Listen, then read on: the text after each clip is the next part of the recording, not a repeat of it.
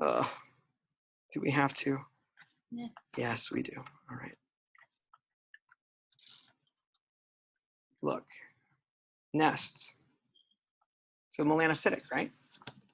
So I'm writing a basic derm path survival guidebook, and I foolishly decided to write the melanocytic chapter first, and I about gave up because it's just so much and so much controversy, and OMG, how can you simplify all that? So but I did it. I got it done. It's 45 pages long, so it's like half the book. So anyway, there's the nests. Okay, the nests are down the tips of elongated reedy. There's bridging between reedy to reedy. There's pink fibrosis wrapping around the nest. Some people call that concentric fibrosis or lamellar fibroplasia because it's lamellar. It's like little layer after layer, like phyllo dough, right? Okay, maybe it got more interesting now.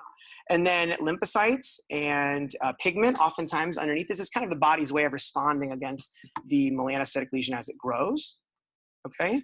And I don't think there's much, maybe there is a little dermal component. Here's a little bit of intradermal melanocytes in the middle, and then the junctional stuff goes out to the side. We call that shouldering when you have several reedy of junctional stuff that go out to if you hold your arms out, you can do this at home in front of the mirror if you don't want to do it here. If the intradermal stuff's your chest, then the shoulders and upper arms are the shoulder, okay, of the lesion. So all those things I just described are the features that people say are go for what? Dysplastic nevus or Clark nevus or nevus with architectural disorder or whatever the heck you want to call these things, okay? The basic thing is some people get a bunch of atypical nevi clinically and they look like this microscopically, and those people seem to have a higher risk of melanoma. That's like the dysplastic nevus syndrome. What this means when you have occasional ones in regular people is hotly debated and probably not nearly as significant. And they're supposed to have some cytologic atypia, which different sources have defined as being various numbers of times the size of the basal or the mid-spinous keratinocytes. And you can read all that stuff in the literature and decide for yourself. The most important thing is making sure it's a dysplastic nevus, not a melanoma. And once you're sure it's not a melanoma and that it's a nevus, it's probably okay. And some people grade the atypia. I do because our derms like it.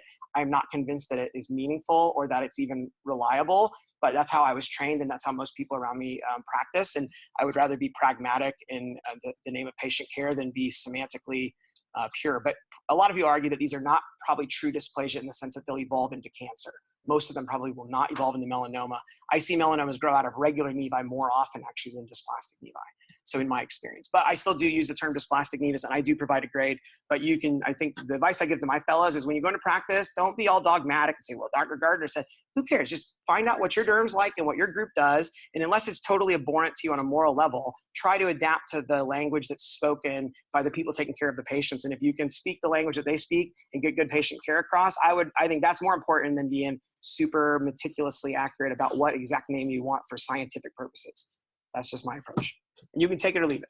I don't mind. I don't want you to be dogmatic. But anyway, so this is a dysplastic nevus. And I think this is a really, to me, this is a real classic good example of dysplastic nevus.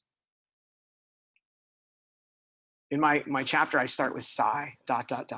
in the dysplastic nevus section. Seriously, we'll see if the publisher will let me get away with it, but it just sums up all the ways I feel.